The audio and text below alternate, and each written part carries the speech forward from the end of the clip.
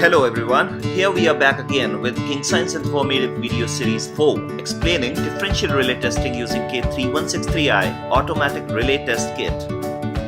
In this quick video, we will test differential relay in few organized steps. First, directly exporting the XREO file from relay software settings.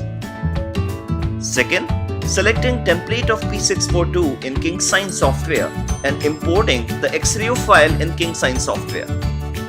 Step 3. Creating an automatic test schedule for bias curve, short testing, bias curve search and harmonic restrain. Step 4. Playing the faults and getting the report. To start with, we can click on Open and select the test template from the template library.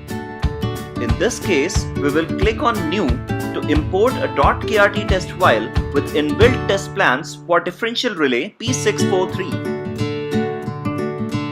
Let's now enter in the Shenzhen software and export XREO file format. We will enter in the test object settings of KRD software and import that XREO file which we exported from Shenzhen software.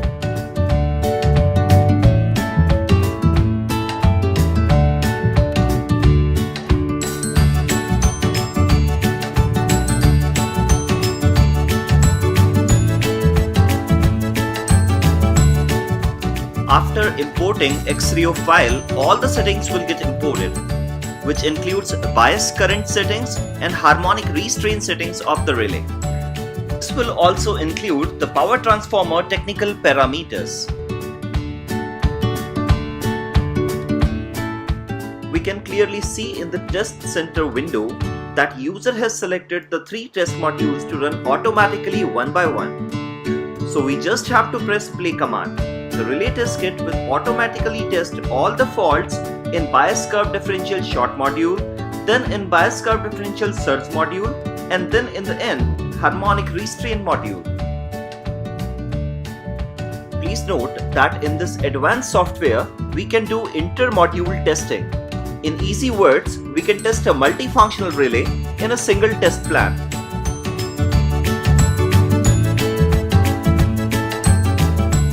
Whenever we are testing a bias curve, we have I bias on x-axis while we have I differential on y-axis. The blue line is the curve characteristic of the relay. Any fault which is inside this bias curve will not trip. This is known as a restraint characteristic of a relay. In bias curve search test, K3163i is applying series of faults and internally examining the tripping and restraint characteristics. Based on that, the software draws the boundary of the bias curve. We can apply all type of line-to-line and line-to-ground faults during the testing. While the test is proceeding, let's brush up our few concepts on differential harmonic restraint. Suppose we are going to energize the transformer. Obviously, the transformer will have inrush current, which is around 6 times of the full load current. So what we need to do for preventing differential protection operation due to inrush current? This requirement calls for harmonic restraining in differential protection of transformer. The inrush current of a transformer, if analyzed, is rich in second harmonic component. So we can use this fact to prevent the operation of differential protection.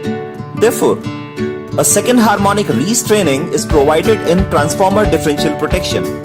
Normally, the setting of second harmonic restraining is kept at 20%, which means if the second harmonic component in the differential current of relay is more than 20% of the differential current, then differential protection relay will not operate, as it will think that this is because of transformer inrush current.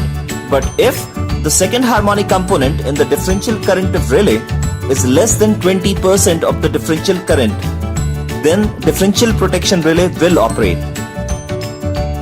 Similarly, during overfluxing of a transformer, the transformer current is rich in fifth harmonic current.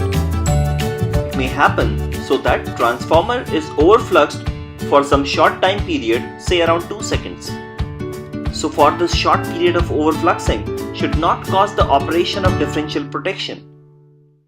Please note that during overfluxing, the differential current ID will increase, which will operate the differential protection relay. Therefore, to prevent the operation of differential protection relay due to overfluxing, fifth harmonic restraining is provided in such a manner that if the fifth harmonic component in the differential current of relay is more than 25%, for example, of differential current ID, then differential protection relay will not operate. But if fifth harmonic component in the differential current of relay is less than 25% of differential current ID, then differential protection relay will operate. Once the test plan is executed, the report is formed automatically with all pass-fail and timing details of the test. Hope you are finding this video useful in understanding Kingsine Relay Test Kit. Keep watching our Kingsine informative series videos. Thank you.